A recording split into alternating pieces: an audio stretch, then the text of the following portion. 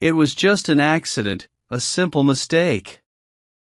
On that night, the king's rooms were open, and Mr. Baron, feeling tired from standing, mistakenly entered an empty bedroom, thinking it was a good place to rest.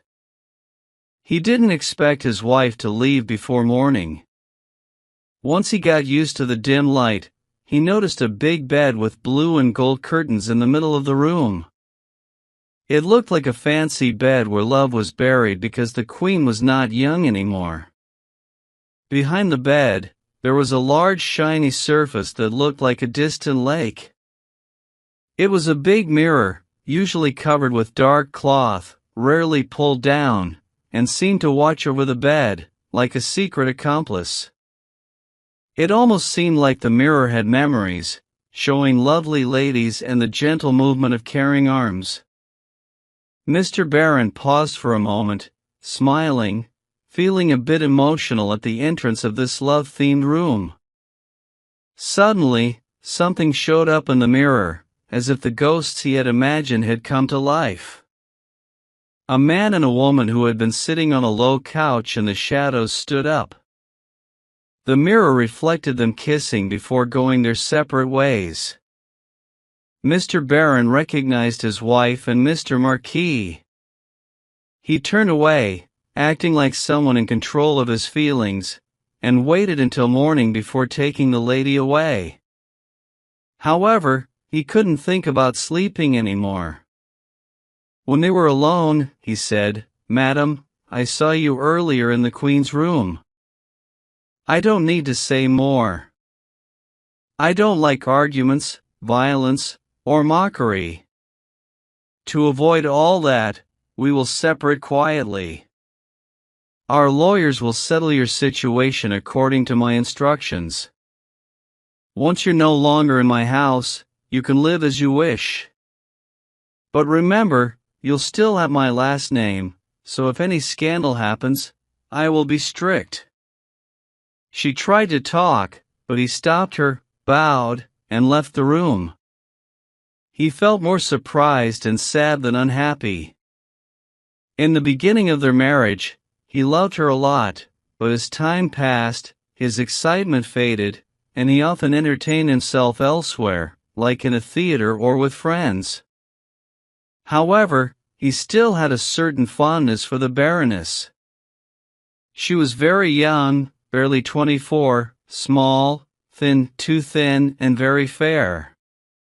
She was a true Parisian doll, smart, spoiled, stylish, flirtatious, clever, with more charm than real beauty. He used to say casually to his brother, talking about her, "My wife is charming, attractive, but there is nothing to grab onto. She is like a glass of champagne that is all froth. When you get to the wine, it is very good, but there is too little of it, unfortunately." He walked back and forth in the room, feeling very upset, thinking about many things. At one moment, he was angry and felt like giving the Marquis a good scolding or slapping his face in public at the club. But he decided that wouldn't be right, people would laugh at him, not his rival, and that hurt his pride. So he went to bed but couldn't sleep.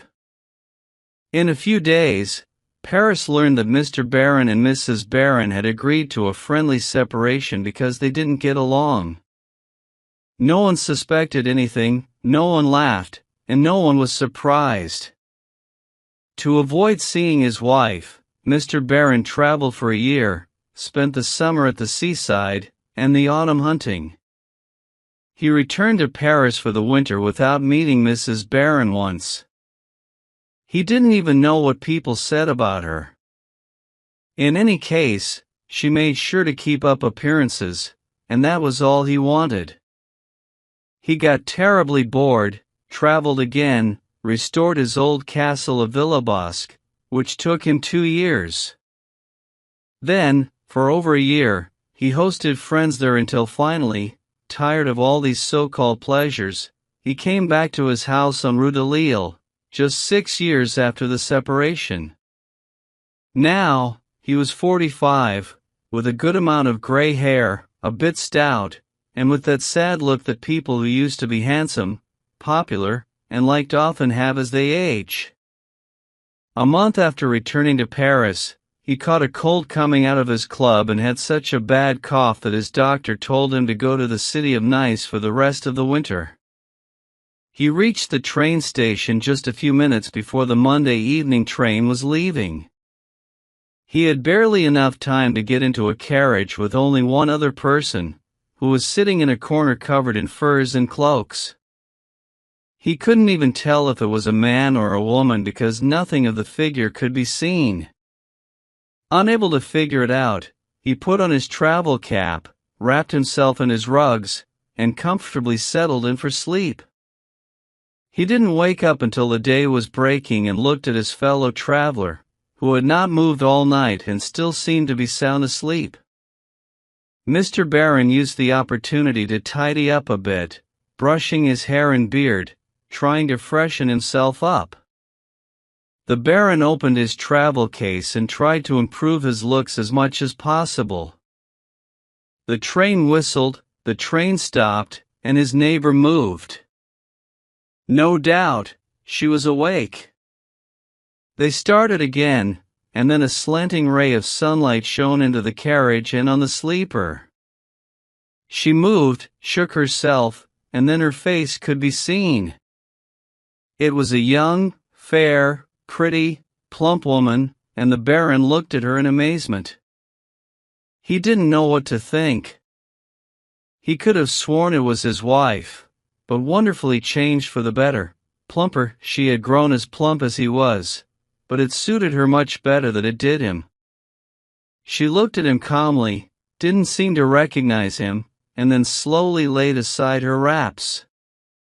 She had that calm confidence of a woman sure of herself, feeling that upon waking, she was at her full beauty and freshness. The Baron was really confused. Was it his wife, or someone as much like her as a sister? Not having seen her for 6 years, he might be mistaken. She yawned, and this gesture gave her away. She turned and looked at him again, calmly, indifferently, as if she barely saw him, and then looked out of the window again. He was upset and very confused, kept looking at her sideways. Yes, it was definitely his wife. How could he have doubted it? There couldn't be two noses like that, and 1,000 memories flashed through his mind. He felt the old feeling of love coming back to him and remembered the sweet smell of her skin, her smile when she put her arms on his shoulders, the soft sound of her voice, all her charming, coaxing ways. But she had changed and improved so much. It was her, but not quite. She seemed more mature, more developed, more of a woman, more attractive, incredibly attractive. This strange, unknown woman he had randomly met in a train belonged to him. He only had to say, "I insist upon it." He used to love her, lived only in her love, and now he had found her again, but so changed that he almost didn't recognize her. It was another, and yet it was still her. It was someone who had been born and grown since he left her. He thought that in a few years, almost everything changes in us, only the outline can be recognized, and sometimes even that disappears. The blood, the hair, the skin, everything changes and renews itself, and when people haven't seen each other for a long time, when they meet, they find each other totally different, although they are the same and have the same name. The heart can also change. He thought about this until it troubled him. This idea first took hold of him when he found her in the Queen's room. He wasn't angry at all. It wasn't the same woman he was looking at, the thin, excitable little doll from those days.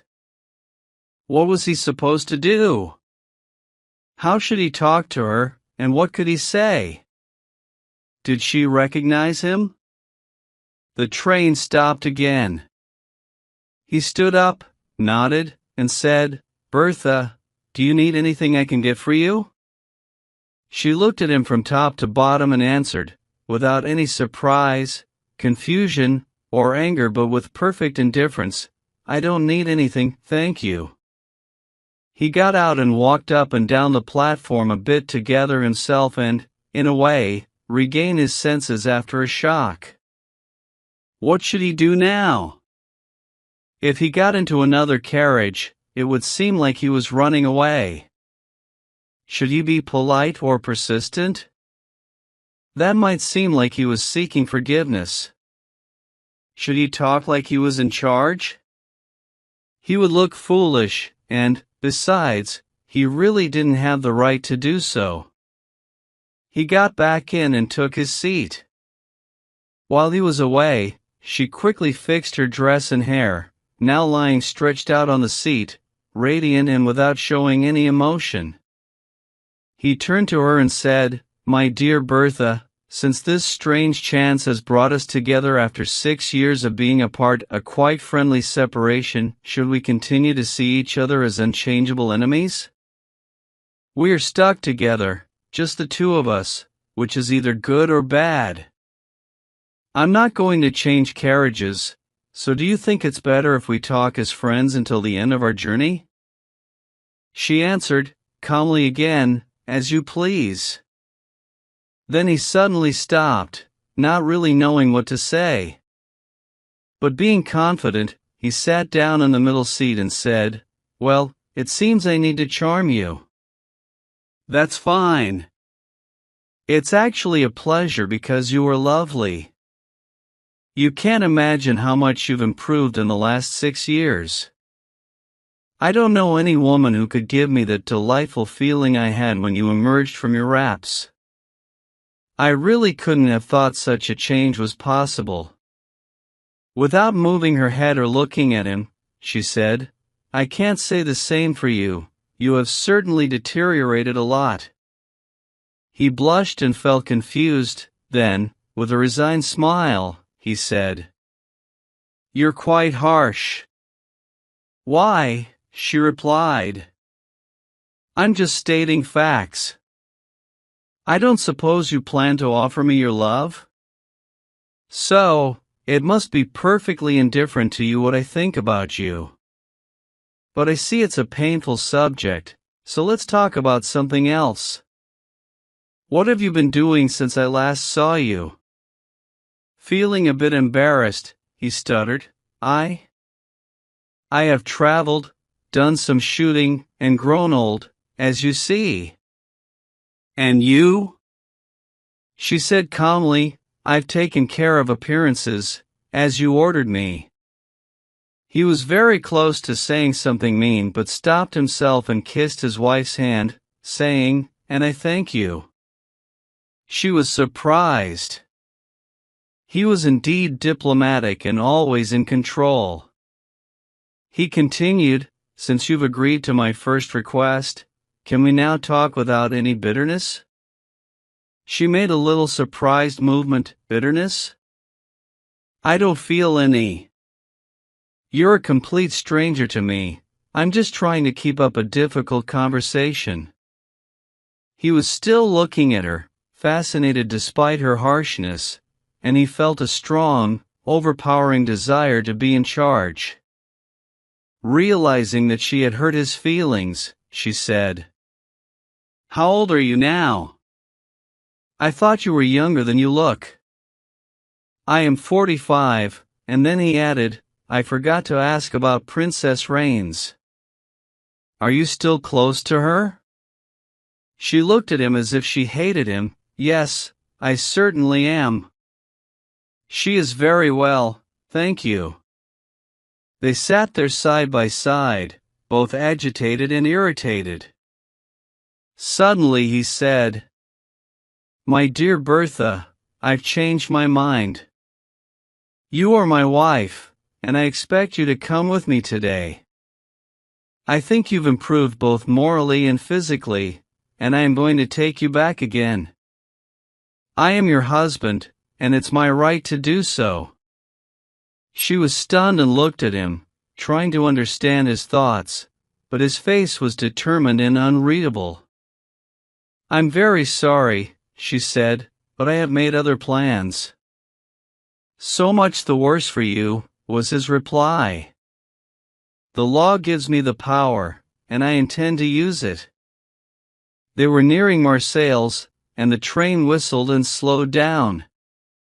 The Baroness stood up, carefully rolled up her wraps, and then, turning to her husband, said, "My dear Raymond, don't misuse this private conversation that I had carefully planned.